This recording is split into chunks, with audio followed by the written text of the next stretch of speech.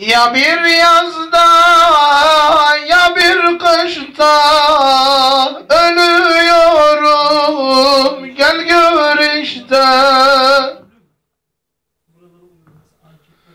Ya bir yazda ya bir kışta hasta olurum ilk başta.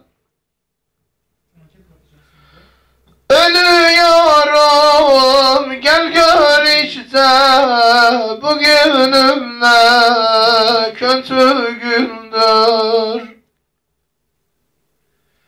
Ölüyorum, gel bak işte, bugünüm ne acı gündür. Çağırdılar, geldi doktor, dedi ölür, çare yoktur. Çağırdılar, geldi doktor, dedi ölür, çare yoktur. İlahi rahmetin çoktur, bugünüm ne acı gündür. İlahi rahmetin boldur, bugünüm ne feci gündür. Gizli günahlarım çoktur, huzurumda yerim yoktur.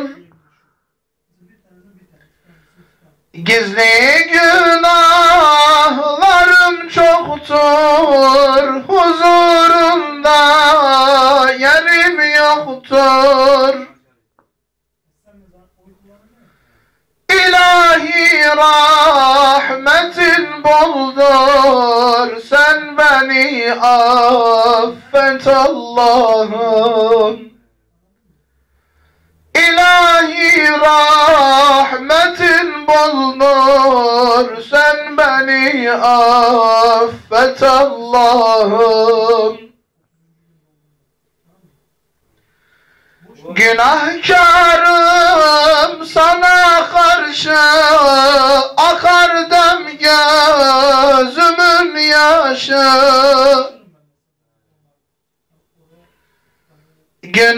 Günahkarım sana karşı, akar dem gözümün yaşı. Koysam ben secdeye başı, ne olur affet Allah'ım. Koysam ben secdeye başı, sen beni affet Allah'ım.